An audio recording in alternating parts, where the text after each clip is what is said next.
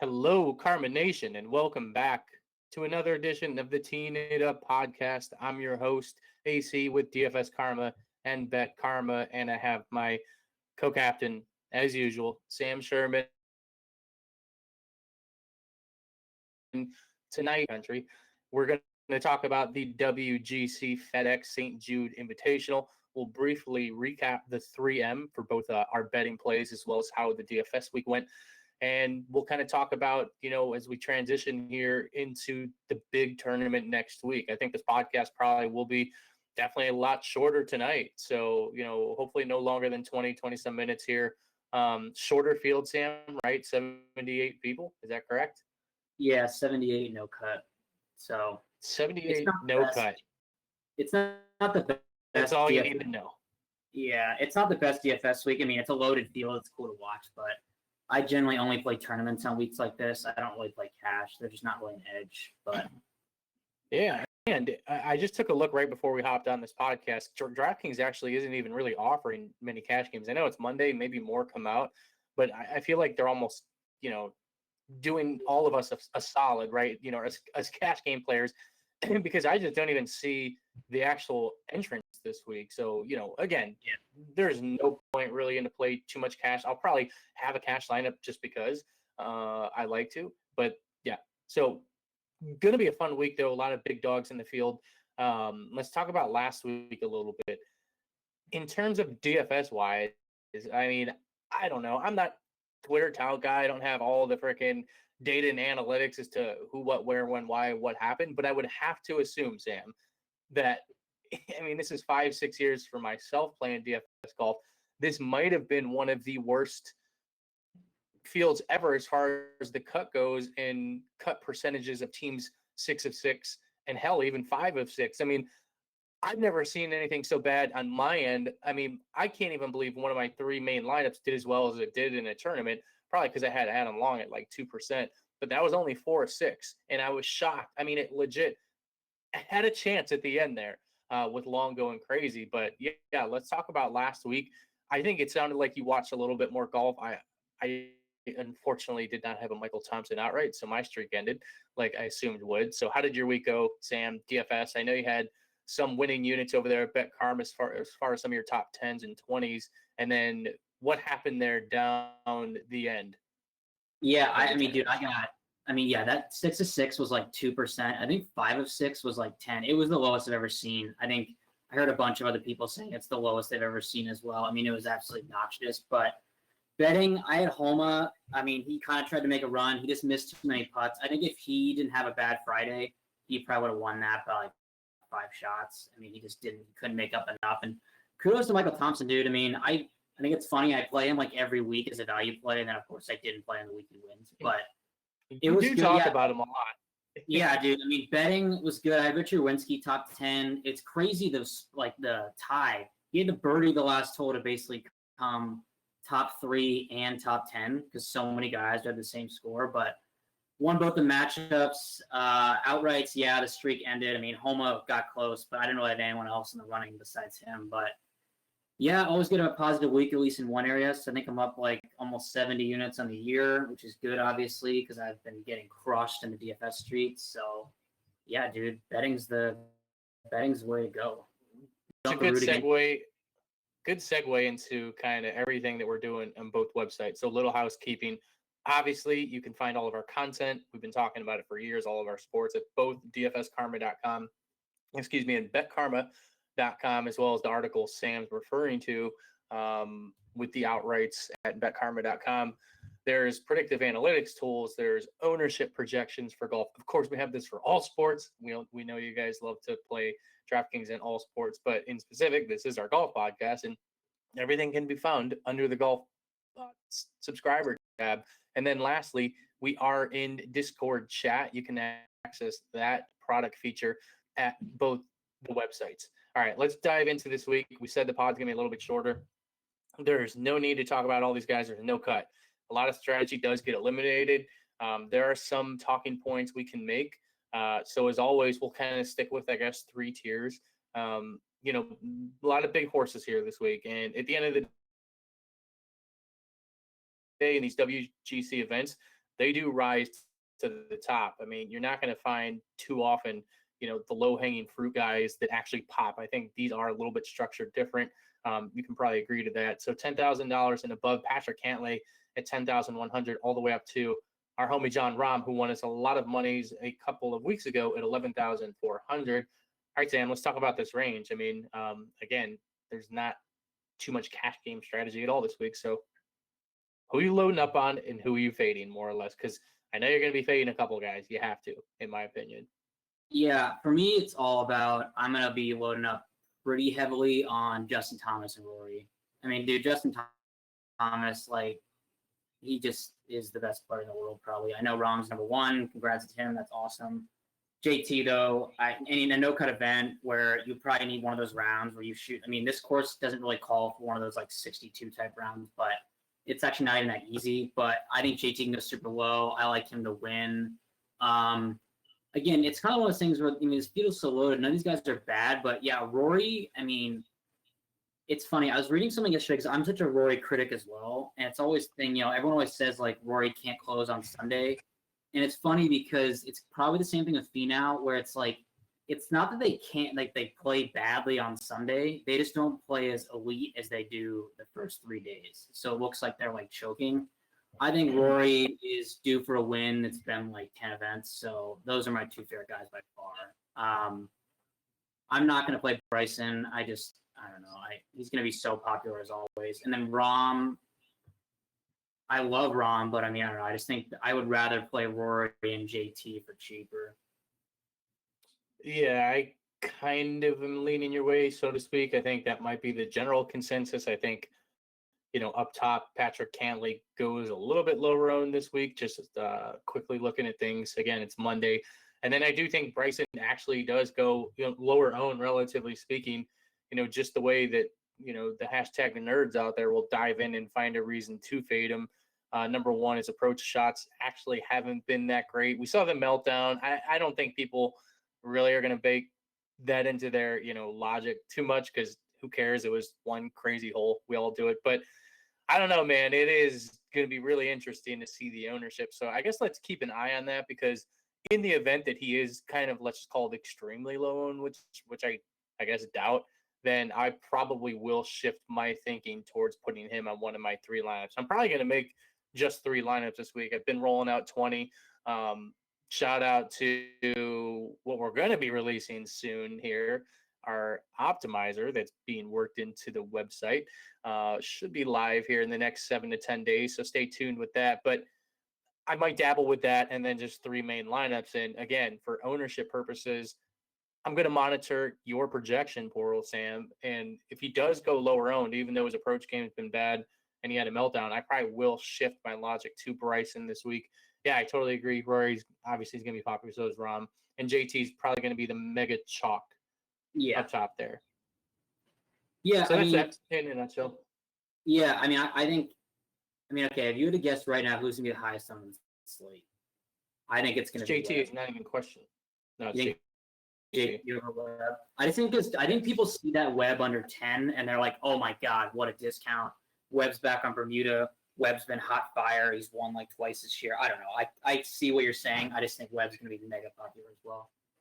Webb will definitely, he'll be owned for sure. So why don't let's head down that range. So we'll start with Webb himself at 99.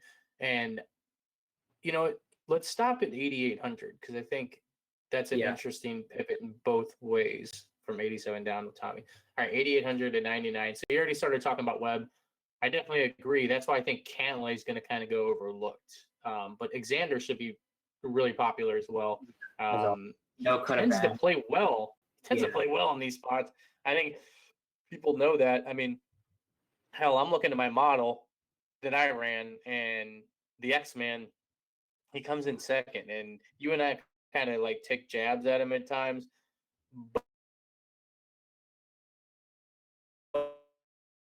But he's playing. He's actually striking first in par 5. This week isn't as accumulative as some of the past weeks. I believe there's only 2, right? I believe there's only 2 compared to 4 the last few tournaments. But yeah, Xander second off tee, second in ball striking, and he's 5th in DraftKings points. So I think he's gonna be mega popular at 98. Yeah, I mean, it's hard to fit. I mean, again, I always say, I mean, Xander makes me mad just because he's lost me so much money. But it's like, you know, the no cut events, it's no joke. I just feel like I never get him right. It's like I think he's a great play, so that means you should probably fade. But like, yeah, I mean, what 3 of his wins? I mean, he has a win at Tournament of Champions. He has a WGC win, I think. He has Tour Championship, all no cut events. So I like him a lot. I'm not playing Hatton. That's ridiculous price. No, I'm not at all either. He'll be low owned, but I'm not touching him. I'm not touching Berger either. I think Berger ran a little hot for a while, but he's priced too high. Helped me a lot in my one and done pool and everything, but I don't know. That dude, 9,600, he's been playing great, but I don't know. Maybe I'm still feeling salty after we missed that cut and torched my best lineup 2 weeks ago. But yeah, this range, I think down here gets really interesting. I'd actually like to hear who your plays are, and then I'll give you mine because I think mine are shocking.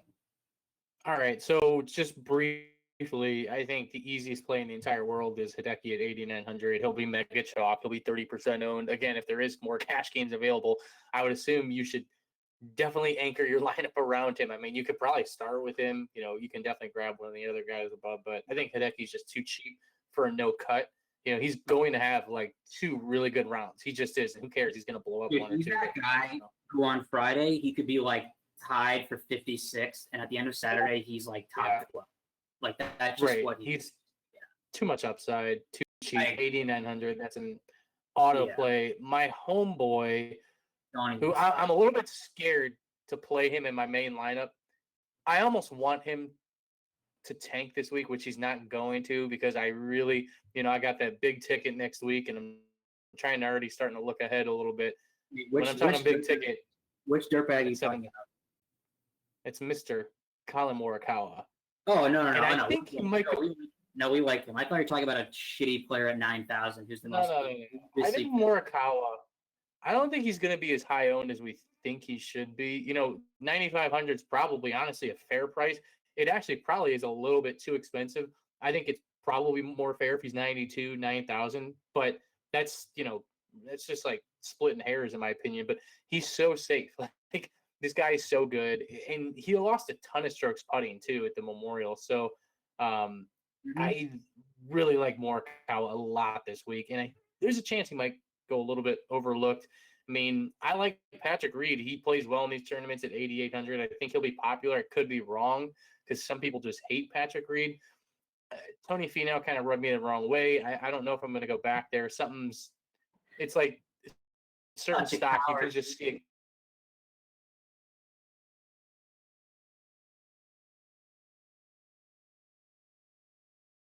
You can see it coming. I might win this. Like I shouldn't have won, but like and dude, now people are gonna see him. It's okay, great, all these top 10s. He's so elite to the green, but it's like, I guess at his price, I will say, in Tony Finau's defense, I never play him. I mean, and that's just a dumb strategy on my part. But at 9,100, I like him way better than I did last week. I mean, it ended up working out for people last week, but at 9,100, he doesn't have to come like top 3. He can come top 15 and probably pay off his price. How much do you hate Dustin Johnson on a scale of 1 to 10, at least this week in your recency bias window? Oh, I mean, I played Dustin Johnson in my main lineup the last 2 weeks, and he's missed the cut with 2 80s and then withdrawn. I might go 3 for 3 and put him in my going to play him. Not a soul. He's literally the easiest leverage play. And again, oh my God, we hit with him a few weeks ago at Bet Carmen. He just kind of now he's doing kind of what DJ has done the last couple of years. I'm playing him in one of my main lineups for sure. A month ago, was it when that book hung that 28-1, and we're like, that's the dumbest number I've ever seen. Then he wins. Dude, he opened up this week like 25-1, and I'm like, oh my God, like you're gonna do this again. Like I don't know. I think an interesting game theory stack is starting to line up with DJ and Brooks. That's something I might look into doing. I don't even really like Brooks, but again, WGC people, if you're newer to DFS golf, I mean, shout out to you guys. It's about time you joined the revolution. These guys, I kind of take the stats a little bit out the window because these guys definitely want to win. There's a lot of money here. Keep that in mind too. Like these guys are out to win and kind of show off who's the best golfer. So those guys like actually kind of generally like each other, I guess, and they actually play well when they play with each other. So if you nab them when they're both hot and they play with each other over the weekend, they can kind of, play in harmony, I guess. I've seen it before, so something I'm looking at. Dude, I mean, Brooks last week hit it so well, couldn't make a putt. Brooks, like, right now is, like, would not be in the playoffs, I'm pretty sure. Like, this dude's got to get his head out. His brother played well last week, and he's going to play well this week. I mean, I'm not even a Brooks guy. His stats look terrible. Guess what? I'm playing him this week. All right, let's move on. Let's move on. 8,700. We'll stop at 7,500, and then we'll just talk about, like, the bargain bin guys. So 8,700. We'll start with the infamous Tommy Fleetwood miscut specialist, $8,700. I repeat, he's $8,700. You would assume he's going to be chalk. I mean, again, cash games are kind of out the window, but I don't understand how he's 8,700. To me, that's like a lock, a mortal lock of returning value. Can someone answer why Billy Horschel was $8,500? Dude, people love Billy Ho. I was so upset a couple of tournaments ago. I mean, it is what it is. It's DFS, but people got bailed out, and he's been getting by with this putt.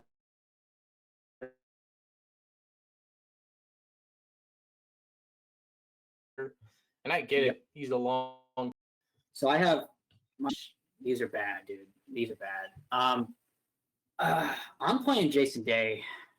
Jason Day, I mean, hasn't looked that bad, and I think I wouldn't trust his back. I wouldn't either. But I mean, yeah, I'll be the only guy who doesn't have a 6-6 for these weekend. But no, I mean, Jason Day has been hitting it kind of well. I think bogey avoidance here, it goes underrated. I mean, you need to. I mean, this course is like not that easy. It's not hard like a U.S. Open hard, and around the green isn't key. But I mean, Day is such a good putter. He's fifth in bogey avoidance, and then I'm such a sucker. I already bet it, but Sergio sets up so well for this course. Yeah, I gotta actually look a little bit more into Sergio. I was on him a few weeks ago, a couple times, and then I just really didn't play him. I knew he was gonna be somewhat popular recently, but I agree with that take. I just have to do a little bit more diving into Mr. Sergio. I'll tell you somebody. I thought you were actually going to go this range by the way you were talking, because on paper, again, it's a terrible play. I guess wink, wink. According to the stats, we like to talk about stats all the time. So I'm going to give you some stats. Jordan Spieth at 8,100, no cut. He ranks, again, I try to simplify things, especially in a 4-day event, right? People, we want DraftKings points. I'm kind of notorious on here the last few years about talking about, especially tournaments like this. He ranks 9th in DraftKings points, 8th in birdie or better gained in the last 12 rounds, 7th in scrambling. I kind of am looking at scrambling a little bit this week, and obviously he's one of the elite. And at the end of the day, man, Spieth just makes freaking putts. I know that's another potential bad take to some, but 4-day event, he's putting the ball close. He looked really good in his last outing. Like, finally, he started showing signs of life. He's going to make a lot of birdies, and you don't have to worry about him tilting himself. He tilts himself. That's his problem. He tilts going into the cuts. I feel like on Fridays happens like every week. So who knows? I mean, I think Spieth, I put in hour. It's my one bet I'll reveal on the podcast. I'm not afraid to admit it. It's probably definitely going to be embarrassing. But yes, I bet Spieth at 45-1. I like that a lot. I think Spieth could win. Oh God. Yeah, I know. It's terrible. Who else are you looking at in this range? Gotta go back to Paul Casey. I was gonna say, dude, it's funny. He didn't burn me as bad last week as everyone else. I mean, I played him in cash like everyone else. So when he missed the cut, now granted, I had 3 other guys miss the cut on my cash lineup. So I guess it kind of mattered, but like Paul Casey is just such a troll, dude. It's like, this is the perfect week. Now that everyone hates his guts again because he missed another cut, he's going to be like 12% at $7,800. He won't win. 12, just 12? Is your projections out, by the way? No, I'm not ownership yet. I mean, I need to kind of survey. It's Monday. I forgot. We've been maybe Tuesday for a little while. I could be way off. Maybe it's going to be 20% again, and then I'll definitely fade. But it's $7,800, dude. He just needs to come like top 20. So here's a game theory. Here's a game theory with Paul Casey. Again, let's just talk about you're making 3 lineups. People love Paul Casey, so if Sam's kind of right and the projections are trending, just say it's 20-25%. It's just such an easy fade. You know, at least in 2 of your 3 lineups. I don't understand why some of these people would play a mid-price Paul Casey, which, believe me, I love the guy. He's won me money. He's great. He's elite, yada, yada. But it's golf. Like, I don't know. He hasn't looked good the last couple rounds. Like, there's other people who can spike. So, I mean, in my opinion, on a WGC event, study ownerships, whether you use our portal online, it is free, or you're in Discord talking to us, especially like, on Wednesday, Tuesday night or something, because we'll talk more about ownerships. I mean, I'm going to be looking for low owned guys. And that's what I'm going to be doing. Leave salary on the table. That's the way you don't get duped. Oh, dude, Henrik Stenson's here. No one's gonna play Stenson. No one's gonna play him. He can easily score more points than Paul Casey. Like, come on. Are we gonna start this up this year again? We're gonna go in on Paul Casey every week and I'm burn us every week. Yeah. I do know I'm way more interested in who not a soul is gonna play because he's been so bad. Dude, Hung Jae Im at 75. Oh my god. Damn, he's gonna be chalk. He's gonna be 25, 30%. If he's stock fade, if I have him for under 15%, then I'm playing him.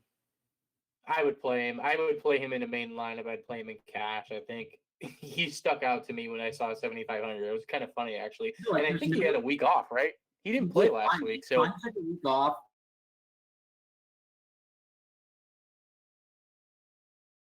In the last month, but he's a robot, dude. He'll just plug himself back in. I mean, let's talk about a couple fates real quick. Here's one that stands out to me. I think you'll agree. Like, I'm not touching Matthew Wolff. Matthew Wolff will be minimum 10% owned. Maybe minimum 20, dude. He's no. I mean, if you're MMing, I would literally take him out of the player pool just because he's been a little hot. He actually played well again last week. I mean, I had an outright on him. He got pretty close, man. Like, for a second there, even on Sunday, I was like, oh my god, like Wolff could get there, and he almost did. I just don't really like the setup for him this week.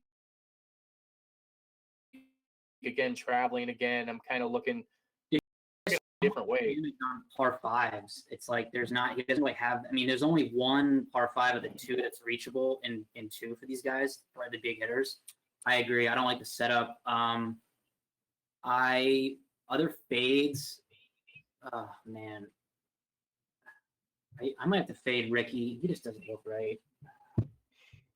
Yeah, I'll look into that a little bit more, but as of now, I'm gonna check ownership on Ricky. If Ricky's like at 20%, that's an easy fade for me. But if Ricky, for whatever reason, is lower owned, then my gosh, I'll probably be all over that. Dude, your boy Woodland, can you just talk about him real quick? I feel like you've been kind of getting him right. I don't know. Have you been this past year? Yeah, I mean, he just is so good off the tee. If he just the problem is, I mean, he basically played well for 6 rounds in a row, and then he kind of stepped off. I mean, I don't know. His approach has been okay. His off the tee is always good. It just, his putting is it's streaky, beyond, that's not even the right word. It's literally, he luck boxed 40 or 4 30 footers that one weekend, the week before the Memorial, and then he'll just go back to missing everything. So he'll be really popular because people like Gary, myself included. I don't know if I'll play him or not. But yeah, I'm gonna full fade Leishman. People like to play Leishman, even though he's really not that good. Yeah. But I mean, I'm just not. I agree. I'm not playing Leishman. I made a joke about Stenson about 2 years ago. He won me a big tournament in DFS. I'll always thank him, but I'm not playing Stenson. He's like Jason Day, but worse. He could withdraw after the first tee just because he does really weird things. So if you don't know Henrik Stenson, he does have game. He does have game. I don't trust him. He hasn't played at all. I would not touch him with a 9-foot pole. I probably am going to actually play Matt Kuchar. I probably won't play Kevin Na, and then that does it for that range. So let's move below that range. Huh? I'm just saying, I got Kevin Na 19th tee to green, 14th approach, 11th off the tee, 32nd putting. I don't know, man. Yeah, I don't know. I'm kind of a. What am I talking? I'm not playing Kevin Na. Play Kevin Na. Kevin Na is good in the weird tournaments, it don't matter. The ones that don't matter. Yeah. Trinity Forest, Kevin Na will just win. The random ass tournaments that whatever. It's Kevin Na. I got some takes on some lower price guys. All right, now this is like the fun zone range. Like this is like the clown car range, 7,400 and below. In my humble opinion, you could literally throw darts and honestly guess right or wrong. Like whether you do this a lot or you don't. I just think there's a lot of guys below 7,400 that, like, honestly, it's a coin flip with a lot of these guys. I have some guys I like. Who do you like? Who are you fading? Oh, dude, approach game leads the way. We're going Ches Reavie, dude. Ches Reavie is that guy. He's gonna shoot 20 over or like 10 under, but take the risk. Oh yeah, all the time. I always play Ches Reavie. JT Poston is a name that no one cares about, and he was chalk in the swing season because no one else was playing, and then he missed a cut and everyone hated his guts. But he's been playing pretty well. And then, dude, my boy CT Pan, his approach game has been fire. He could putt worth a damn. He's like almost the min, and then Nick Taylor is almost the min. He's an elite. He's such a great guy to play. Nick Taylor can get so hot. We talked about Nick Taylor 2 tournaments ago, and he popped. But he ultimately faded on the weekend. Let me look up Nick Taylor right now. What's his price? He's next to the min, you said? One player to be wary of. I'll look later in the week. So I think Brent Snedeker is going to pop for a lot of people as like cheap chalk. And I get it. He's a great Bermuda putter, but he has looked not great. So I need to see ownership. He's from Nashville too, I think. Sneds, yeah, that's where he lives. But yeah, dude, that's there's a chance to be that guy who's like the sneaky play that's over 10% owned and he shoots like 6 over. Nick Taylor's actually pretty good with his long irons, actually, too. He's fourth in opportunities gained last 12 rounds. I mean, that's really interesting at 6,100. I'm sure he'll be somewhat owned, but probably not as much. He's 5% owned, that's fine, because playing with that literally unlocks. I can now play 5 guys above like 7,500. Totally get it. I'll tell you a guy I'm fading, no question, because I played this mother effer for about 10 straight weeks. Max Homa, and then the 1 week for whatever reason, I didn't play him. Like I think I like accidentally just didn't play him. I love my boy. I play him through his mental tough times and not, when he goes on his Twitter rants. Shout out to Max Homa, dude's a legend.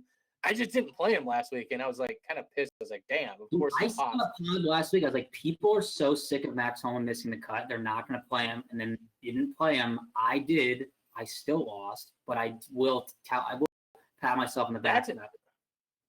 That's an easy fade this week, I think, because let everybody play him. He's going to get 15% owned just because. I get it. He played well, but you know who I'd love to pivot to, who I don't think many people are going to play. This could be the first good take of the night from me. So you guys might want to get out your sticky note. I think he could be 5% less and owned, and that's Bubba Watson, 7,100. I don't think he's going to pop. I mean, I'm looking at some initial stuff in my models, and man, is he playing much better than I think people will talk him. He ranks 9th overall in my model. And again, that doesn't mean everything, but 9th in ball striking, 9th in approach. He's 7th in driving distance, which could go one way or the other. He's 7th in greens and regulation. He's crushing greens. A stat I'm really looking at this week is the par 4 scoring in specific 450 to 500.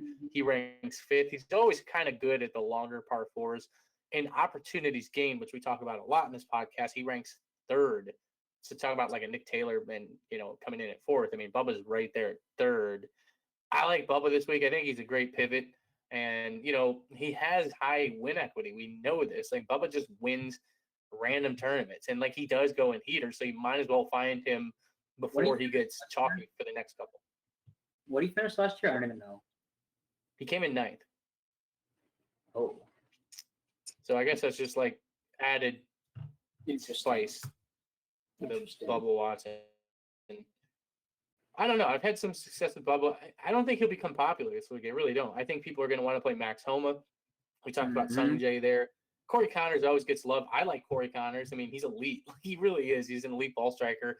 And that's the thing. Like, Corey Connors with guaranteed 4 days, he's going to have 2 really good days. He really is. So I would consider him in all formats. Even if he finds any resemblance of a player, he'll come top 10. Ryan Palmer showed a lot of life again. I feel like every other tournament he's right there. Ryan Palmer. You don't Fade. like playing him? Too much water. He'll find Still, dude. Anytime I think I saw a stat, maybe even from Mayo, but it was like holes in 12 and 18 have gotten like 5,000 water bottles over the last like 10 years or something, which is like 1,500 more than TPC Sawgrass. Those are probably like a quarter from Ryan Palmer. That dude just finds every. I found a guy. We gotta play this guy. We gotta play him at 6,200. Joel Dahman, 6,200. Joel Dahman is. Oh my God, no one's gonna play him this week. This is now like one of my favorite 3 max entry plays. This is awesome. 6,200. Yeah. Okay. Yeah. Easy. No, it's free square, dude. Free square. I mean, wow. Okay. Yeah, you're right. People are going to play Snedeker now that I'm looking at pricing 6,400. I mean, yeah, Nashville. He's got good course history. I mean, yeah, no, he's a great Bermuda player. I'm just saying, I don't play Snedeker enough, I guess, so I don't really. He just has such there.